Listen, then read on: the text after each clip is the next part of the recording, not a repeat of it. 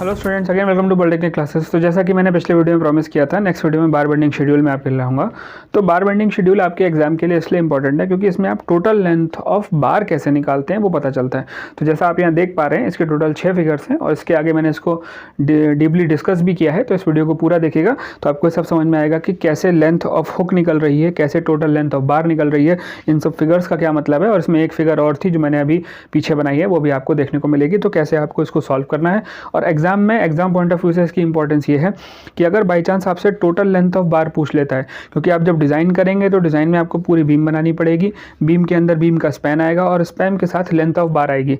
तो बार की total length अगर पूछेगा तो आपको बार बेंडिंग शेड्यूल की ज़रूरत पड़ेगी, इसके बिना आप वो नहीं निकाल सकते। दूसरी चीज़, आपकी बुक्स में भी ये दिया है, इसलिए एग्जाम पॉइंट ऑफ व्यू से इंपॉर्टेंट है। आप इसको ज़रूर पढ़ लें और इस वीडियो को ज़्यादा से ज़्यादा लोगों को शेयर भी करें ताकि अधिक से अधिक स्टूडेंट्स को बेनिफिट हो। ठीक है, तो चलते हैं वीडियो के स्टार्टिंग में और डिस्कस करते हैं कि ये फिगर्स क्या हैं, कैसे काम करते हैं और कैसे आपको इनको सॉल्व करना है। तो जैसा कि आप लोग पहली फिगर में देख पा रहे हैं, बार बेंडिंग शेड्यूल में जो पहला फिगर है उसमें आपको कुछ इस टाइप से यू शेप का एक हुक दे रखा है। ठीक है, अब मतलब क्या है, कॉन्सेप्ट ये है कि ये जो यू शेप का हुक है, इन दोनों बेंड में भी बार का कुछ लेंथ लगा होगा और कुछ लेंथ इसकी स्ट्रेट लेंथ में भी गया होगा। ठीक है, ये स्ट्रेट लेंथ का मतलब यहाँ पूरा स्पैन है। ठीक है, मतलब जो बीम का सपोर्ट होगा, एक सपोर्ट से दूसरे सपोर्ट के बीच की ये दूरी है। ठीक है, तो अब यहाँ पर किसी भी बीम का बार बेंडिंग शेड्यूल या लेंथ निकालने से पहले आपको दो चीज़ें कन्फर्म पता होनी चाहिए। पहला डाया और दूसरा स्पैन। ठीक है, डाया मैं यहाँ पर 10 मान रहा हूँ। ठीक है, और स्पैन में 5 मीटर मान रहा हूँ। स्पैन क्या है, स्पैन इफेक्टिव या जनरली क्लियर स्पैन होता है, वैसे इफेक्टिव स्पैन नहीं मानते हैं यहाँ पर अगर ना दिया हो तो आपको जो दिया हो आप उसी से निकाल दीजिए। ठीक है, तो स्पैन मैंने 5 मीटर माना। स्पैन आपके पार्ट से पार्ट के बीच की दूरी है और डाया आपकी जो बार का डाया है वो। ठीक है, अब जो आप पहला फिगर देख पा रहे हैं अपनी स्क्रीन पे, उसमें आप देख रहे हैं आपके सामने फिगर कुछ इस तरीके की बनी है। उसके नीचे एल दिया हुआ है, एल उसका स्पैन है। ठीक है, और बाकी उसमें 4D दे रखा है, वो डाया ऑफ बार के साथ कैलकुलेट किया जाता है। ठीक है, तो इसको कैलकुलेट करने का तरीका क्या है मैं वो बता दे रहा हूँ। देखिए, मैं थोड़ा कॉलम बना दे रहा हूँ ताकि साफ साफ दिखाई दे। जो आप पहला देख रहे हैं वो है लेंथ ऑफ हुक। ठीक है, और दूसरा कॉलम आप देख रहे हैं लेंथ ऑफ बार। ठीक है, या टोटल लेंथ ऑफ बार। ठीक, तो टोटल लेंथ ऑफ बार। ठीक है, अब इन दोनों फिगर में, इन दोनों कैलकुलेशंस में आपको क्या करना है, आपसे कोई भी पूछेगा कि इस शेप की बार का टोटल लेंथ बताइए क्या होगा। ठीक है, तो सबसे पहले तो आपको हुक की लेंथ निकालनी पड़ेगी, क्योंकि टोटल लेंथ में एल तो आपको पता है, बस आपको दो हुक नहीं पता है। हुक की लेंथ निकाल लीजिए। तो हुक की लेंथ का जो एम्पेरिकल फार्मूला है वो एम्पेरिकल फार्मूला है 9D + 9D।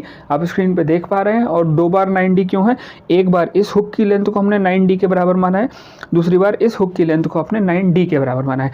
D बराबर यहाँ डाया ऑफ बार है। ठीक है, तो डाया ऑफ बार है, इसका मतलब 9 × 10 और प्लस 9 × 10। ठीक है, इसको सीधे 18D भी कर सकते हैं, दोनों से कोई फ़र्क नहीं पड़ता। तो 9 90 + 90 यानी कि 180 mm। ठीक है, तो 180 mm आपकी लेंथ ऑफ हुक आ रही है। मतलब इन दोनों हुक की लेंथ अगर आप जोड़ेंगे तो 180 mm आएगी। ठीक है, आप उसको 18D से भी निकाल सकते हैं, दोनों चीज़ें सेम है। अब इसके बाद टोटल लेंथ ऑफ बार, जैसा कि मैंने स्पैन 5 मीटर लिया, तो अब आप सिंपली 5 मीटर और इनको जोड़ दीजिए। ठीक है, 5 +, अब क्योंकि ये mm में है तो इसको कैलकुलेट करना पड़ेगा आपको मीटर में। ठीक, 1 मीटर में 1000 mm होते हैं, तो 180 बटे 1000, तो ये आएगा 0.18। ठीक है, तो 0.18 और ये आपको जोड़ा कितना आया, 5.18 मीटर। ठीक है, 5. ठीक है। तो आपकी टोटल लेंथ ऑफ बार आई 5.18 मीटर। तो आपकी इस शेप की बार जो इस डिज़ाइन में होगी, जिसमें दो साइड यू शेप का बेंड होगा, उसकी अगर आप लेंथ निकालेंगे तो आपकी टोटल लेंथ ऑफ बार एक पॉइंट से, यानी इस पॉइंट से इस पॉइंट के बीच 5.18 मीटर आएगी। ठीक है, तो ये पहला हो गया। इसका दूसरा फिगर आप देख रहे हैं, उसमें एक 45 डिग्री का बेंड दे रखा है। ठीक है, पहले यू शेप का बेंड है, फिर ऐसे, फिर 45 डिग्री का बेंड है। ठीक है, अब इस फिगर में यहाँ पर आप देख पा रहे होंगे दो यू शेप के बेंड हैं। ठीक, इसके बाद 45 डिग्री का एक बेंड यहाँ पर दिया हुआ है। ठीक है, ये 45 डिग्री का बेंड दिया हुआ है, और इस टोटल बार की लेंथ को निकालना है आपको। ठीक है, तो इसमें लेंथ ऑफ हुक कैसे निकलेगी, क्योंकि सेम जब भी यू शेप का बेंड होगा तो ध्यान रखिएगा हमेशा आपको 90 ही लेना पड़ेगा। 90 ही रहता है यू शेप के लिए, स्टैंडर्ड है। ठीक है, तो दो हैं तो मैं अब सीधे 18D ले रहा हूँ, और ये भी 180 mm आ जाएगा। ठीक है, इतना हो गया। इसके बाद ये क्योंकि स्ट्रेट बार नहीं है, ठीक है, यहाँ से यहाँ तक अगर स्ट्रेट होती तो लेंथ यही आती, पर क्योंकि आपने 45 डिग्री ऊपर मोड़ दिया है, इसके लिए भी अलग से प्रोविज़न है। वो प्रोविज़न क्या है, वो टोटल लेंथ ऑफ बार में टोटल लेंथ ऑफ बार का ये है। सबसे पहले है L + 18D + 0.42D। आप इसे स्क्रीन पे देख पा रहे होंगे। L की जगह मैं ले रहा हूँ 5 मीटर में, 180 mm है, इसको भी मैं मीटर में चेंज कर लूँगा, तो ये आएगा 0.18 मीटर, और प्लस इसके बाद 0.42D। अब यहाँ पर ध्यान रखिएगा, यहाँ पर D डाया ऑफ बार नहीं है। ठीक है, यहाँ पर D है इसकी हॉरिजॉन्टल और टॉप और बॉटम जो बार हैं उनके बीच की वर्टिकल डिस्टेंस। ठीक है, मेरी बात को ध्यान सुनिएगा, वर्टिकल डिस्टेंस, ये स्लैंट डिस्टेंस नहीं है, वर्टिकल डिस्टेंस। तो वर्टिकल डिस्टेंस का मतलब क्या है देखिए, जब बार नीचे से ऊपर की तरफ मोड़ी जाती है तो उसका कॉन्सेप्ट ये है कि टेंशन जोन से कंप्रेशन जोन की तरफ जाती है। ये टेंशन जोन है, ये कंप्रेशन जोन है। ठीक है, और दोनों तरफ क्लियर कवर छोड़े जाते हैं, क्योंकि आप कवर छोड़ोगे तभी आपके अंदर बार उसमें दबेगी। तो ये जनरली जो डी है, ये आपका जो डेप्थ ऑफ बीम होता है, या capital D, total depth of beam, उसमें से आप कवर का 2 गुना माइनस कर दो। मान लो आपका डेप्थ ऑफ बीम है 200 mm, ठीक है, और आपने 25-25 mm का कवर दोनों तरफ दे रखा है। ठीक, ऊपर भी नीचे भी कवर सेम ही देते हैं, तो दोनों कवर, क्योंकि ऊपर भी है नीचे भी है, तो आप वो दोनों कवर घटा दोगे तो 150 mm जो आपका डेप्थ होगा वो आपका डेप्थ ऑफ बीम आ जाएगा। ठीक है, तो इस तरीके से आपको ये लेना है। ठीक है, अब मान लो मैंने 150 mm या फिर 15 सेंटीमीटर डेप्थ ऑफ बीम ले लिया। ठीक है, तो 15 सेंटीमीटर डिवाइडेड बाई 100, 0.15। ठीक है, तो 0.15 मीटर यहाँ पर भी मुझे लेना पड़ेगा। ठीक है, अब इन तीनों को मैं जोड़ दूंगा, 5 + 0.18 + 0.15। ठीक है, ये आएगा, इधर ही लिख देता हूँ, 5.33 मीटर। ठीक है, तो 5.33 metre total length of bar आ गई इस वाले केस में, जब एक सिंगल 45 डिग्री का बेंड आपने दिया। ठीक है, अभी एक ही बेंड है, बाद में 2 बेंड भी आएंगे। ठीक, तो आप समझ गए पहला केस। दूसरा केस, इसमें टोटल लेंथ कैसे निकली, हमने स्पैन लिया, इसके बाद 0.18 ये हुक जोड़ा, मतलब पूरा स्पैन जोड़ा, हुक जोड़ा, इसके लिए जो प्रोविजन है वो जोड़ा, उससे जो निकल के आया वो टोटल लेंथ ऑफ बार हुई। ठीक है, तो तीसरा केस जैसा कि आप देख पा रहे हैं, तीसरा केस ओवरलैप का है। ठीक है, ओवरलैप वाले केस से पहले मैं आपको पीछे वाला जो केस है, जो इसका 45 डिग्री का दोनों साइड का बेंड है, पहले उसको बता देते हैं, उसके बाद ओवरलैप के केस पे आते हैं। देखिए, अभी आपने 45 डिग्री का बेंड एक तरफ लिया, अगर आप इसी सेम बार के बेंड को दोनों साइड से कर दो कुछ इस टाइप से, ये बार नीचे आए, आगे जाए, यहाँ से फिर 45 डिग्री के बेंड पे ऊपर जाए, और यहाँ से फिर एक हुक बन जाए। ठीक है, दोनों साइड हुक बन गया। अब यहाँ पर आपका 45 डिग्री का एंगल इस साइड भी है, ये भी 45 है, और ये वाला एंड भी 45 है। ठीक है, दोनों एंड 45 है। तो अब बेसिक कॉमन सेंस क्या कहता है कि भाई ये दोनों 90 हैं, तो ये 18D ही रहेगा, ये 180 mm ही रहेगा, कोई चेंज नहीं आने वाला इसमें। दूसरी चीज़, स्पैन इसका फिक्स है, स्पैन तो आपने घटाया बढ़ाया नहीं, तो स्पैन आपका जो पहले L चल रहा था वही चलेगा, तो स्पैन यहाँ पर भी आपका 5 रहेगा। चेंज कहाँ पर आएगा, पहले आप 0.42D लगा रहे थे 45 डिग्री के एक सिंगल बेंड के लिए। ठीक है, अब क्योंकि आप 2 यूज़ कर रहे हो तो 0.42D का आप 2 गुना कर दोगे, सिंपल है। तो 5 + 0.18 आएगा, और प्लस में जो 2 गुना करना है आपको 0.42D का, मतलब 0.15 का 2 गुना। ठीक है, और इसको जितना करके आएगा वो टोटल आपकी लेंथ ऑफ बार आएगी, जब आप दोनों साइड से 45 डिग्री का बेंड दोगे। ठीक है, इसको कैलकुलेट करेंगे कुछ इस तरीके से, 5 + 0.18 प्लस ब्रैकेट में 2 × 0.15, ये आ रहा है हमारा 5.48 मीटर। ठीक है, तो अब दोनों समझ गए कि 45 डिग्री का सिंगल बेंड होगा तो लेंथ कैसे आएगी, 2 होगा तो लेंथ कैसे आएगी। ठीक है, इसके बाद अगला ओवरलैप का केस है। देखिए, ओवरलैप के केस में टोटल लेंथ ऑफ बार नहीं निकलती है, ओवरलैप के केस में लेंथ ऑफ ओवरलैप निकलता है। जैसे आपने 2 छड़ें ऐसे करके और उसके बगल में दूसरी छड़ उससे ऊपर से बांध दी, क्योंकि बार की स्टैंडर्ड लेंथ होती है, उस लेंथ से ज़्यादा लंबी बार आपको लेनी है तो आपको आपस में जोड़ना पड़ेगा। अब जोड़ने के कई तरीके हैं, या तो आप ओवरलैप में आप उसको आपस में तार से बांध सकते हैं या फिर उसकी वेल्डिंग कर सकते हैं, वो मेथड्स हैं। तो ओवरलैप के लिए जो मिनिमम डिस्टेंस है वो 40 D से लेके 45 D है। ठीक है, यहाँ पर D डाया ऑफ बार है, मतलब इतना चढ़ाव आपको देना है 40 से 45 D के बीच में। ठीक है, अब चढ़ाव मिनिमम इतना देना है, इसको आप ऐसे भी समझ सकते हैं कि जैसे आप ये पेन है, अगर मैं इसको सिर्फ एक कॉर्नर से पकड़ूं और इधर से खींचा जाए तो ये बहुत जल्दी छूट जाएगा। ठीक है, क्योंकि इस पर सरफेस एरिया कांटेक्ट का बहुत कम है। अगर मैं इसको पूरे हाथ से पकड़ूं और खींचूं तो ये जल्दी नहीं छूटेगा, क्योंकि कांटेक्ट एरिया बढ़ गया। ठीक है, तो इसीलिए मिनिमम कांटेक्ट एरिया देना ज़रूरी है ताकि बार स्लिप ना करें, एक दूसरे से अलग ना हो। तो 40 D और 45 D के लिए आप कुछ भी मान सकते हैं एग्जाम के हिसाब से, ज़रूरत के हिसाब से।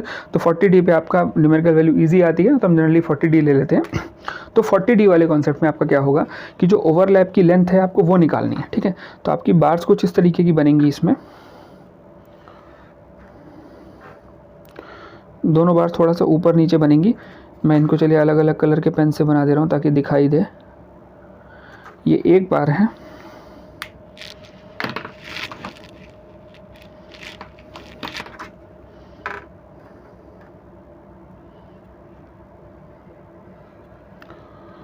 ये दूसरी बार है।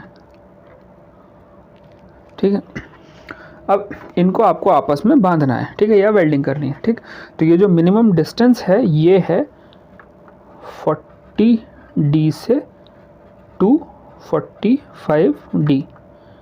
ठीक है, ये लेंथ है 40 D से 45 D। ठीक, तो यही आपको कैलकुलेट करनी है। ठीक है, अब इसको कैलकुलेट करने के लिए पहले की ही तरह, क्योंकि यहाँ पर आपने 2 हुक दिए हैं, तो हुक दिए हैं तो आपका 9D और 9D कॉमन रहेगा, तो 18D तो आपको रखना ही रखना है और डाया उससे मल्टीप्लाई कर दीजिए।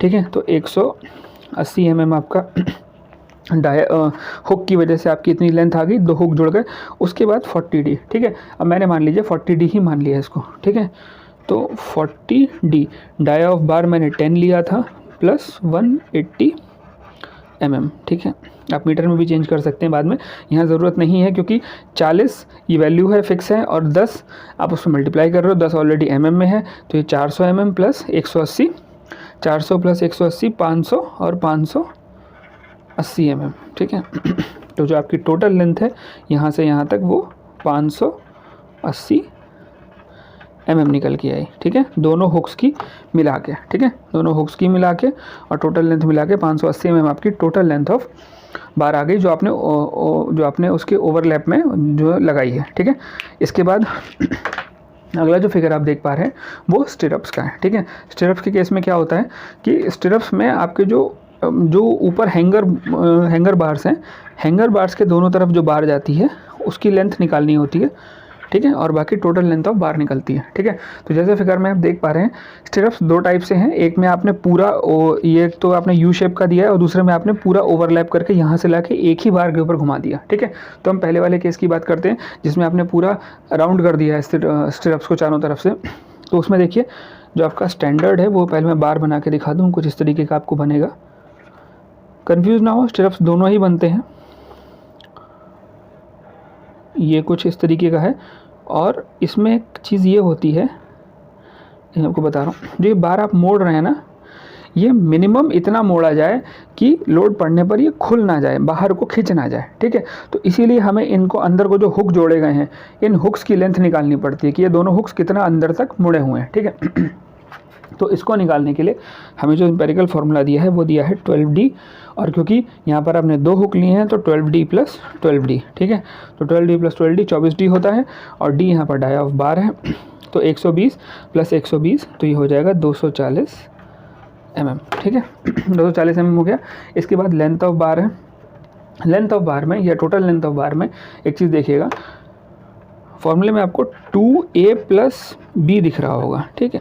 a प्लस बी यहाँ पर क्या है, a प्लस बी यहाँ पर लेग की लेंथ है। आप एक चीज़ देखिएगा, जब भी आप कोई बार स्टील की कोई बीम देखते हैं तो बीम की डेप्थ और उसकी विड्थ, मैं इसको यहाँ बना के दिखा रहा हूँ। अगर आपका कोई बीम का क्रॉस सेक्शन होगा तो उस क्रॉस सेक्शन में जो उसकी डेप्थ होगी, ठीक है, और जो उसकी विड्थ होगी, दोनों में डिफरेंस होगा। डेप्थ विड्थ की लगभग दोगुना होगी, ये दोनों बराबर नहीं होते, ठीक है। ये आपकी डेप्थ है और ये आपकी विड्थ है, ठीक है। तो डेप्थ और विड्थ बराबर नहीं होते, डिफरेंस होता है। तो वो ए और बी क्या है, ये डेप्थ और विड्थ ही बता रहे हैं। ये कहीं पर आपको L1 L2 भी देखने को मिलेगा, ए और बी मिलेगा, तो ये दोनों वेरिएबल्स हैं, आप अपने अकॉर्डिंग इसको समझ लें। तो एक इसमें क्या है, पहला इसका ये वाली लेंथ है हॉरिजॉन्टल और दूसरी वर्टिकल वाली है, ठीक है। और इसके साथ प्लस में, क्योंकि आपको 240 mm देना ही था, तो 240 mm ये है, ठीक है। अब इसमें आपको क्या करना है, a प्लस बी बराबर 240। अब देखिए 2a, अब लेंथ ऑफ डेप्थ मुझे यहाँ पर नहीं दे रखी है, ठीक है, a और b नहीं दे रखी है, ठीक। a और b क्या होगी भाई, कॉमन सेंस वाली बात है। जैसा आपने यहाँ ऊपर देखा था कवर होते हैं, ठीक है, तो ऊपर का कवर नीचे का कवर। जब आप इस बार के, स्टील बार के ऊपर अगर ये बीम होती तो आप इस कवर को हटाते और इस कवर को हटाते, बीच का आपको मिल जाता टोटल लेंथ कितनी बार की, ये वर्टिकल लेंथ कितनी पता चल जाती, ठीक है। तो आपको उससे ए मिल जाता। और आप जब हॉरिजॉन्टल को हटाते, इन दोनों साइड के साइड कवर्स को हटाते, तो आपको मिल जाता कि बीच की हॉरिजॉन्टल डिस्टेंस कितनी है। और इसको पता करने का सबसे आसान तरीका है डेप्थ ऑफ बीम और विड्थ ऑफ बीम, इन दोनों में से कवर का दोगुना घटा दीजिए, विड्थ में से भी दोगुना घटा दीजिए और हाइट में से भी दोगुना घटा दीजिए, आपको ए और बी की लेंथ मिल जाएगी। जब आप इन दोनों को टोटल जोड़ के मीटर में चेंज करेंगे तो उसके बाद आपको टोटल लेंथ ऑफ बार ये मिल जाएगी कितना इसमें आया है, ठीक है। मान लीजिए फॉर एग्जांपल, जैसे मैंने ऊपर 200 mm माना था और 150 mm डेप्थ मानी थी, मैं 100 mm विड्थ ऑफ बीम मान ले रहा हूँ, ठीक है। 100 mm विड्थ ऑफ बीम है।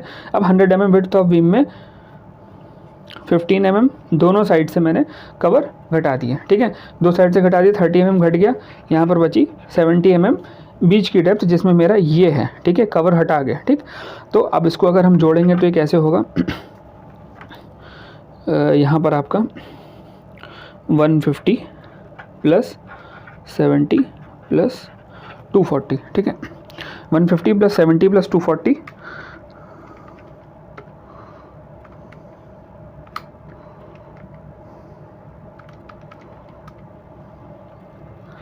ये आ रहा है टोटल 680 mm, ठीक है। मैं एक बार क्रॉस चेक कर ले रहा हूँ, 150 प्लस 70 इंटू 2 प्लस 240, ये 680 mm, ठीक है। तो 680 mm क्या है, 680 mm इसकी इस पॉइंट से, हुक से पूरा ये नीचे आया और घूमकर वापस गया और दूसरे हुक पर ख़त्म हुआ। इनकी बीच की टोटल जो लेंथ ऑफ बार है वो 680 mm आई, जबकि मैंने ये डायमेंशन एज्यूम की थी। आप इसमें जो भी डायमेंशन एज्यूम करेंगे उसके अकॉर्डिंग इसकी जो लेंथ होगी वो निकल के आएगी। मे भी हो सकता है आपको लग रहा हो प्रैक्टिकली 100 mm की या 200 mm की बीम नहीं होती, तो जो भी आपको डायमेंशन आ रही है आप यहाँ लगाइए, फार्मूले से निकल आएगी, ठीक है। इसमें एक टाइप की बीम और बची है, उसको मैं क्लियर कर दूँ इसी में। देखिए जो दूसरे टाइप की बीम है, जो स्टिरप्स हैं, उसमें जो स्टिरप्स हैं वो यू शेप की हैं, ठीक है। इसमें आपको हुक कुछ इस टाइप का दिख रहा होगा,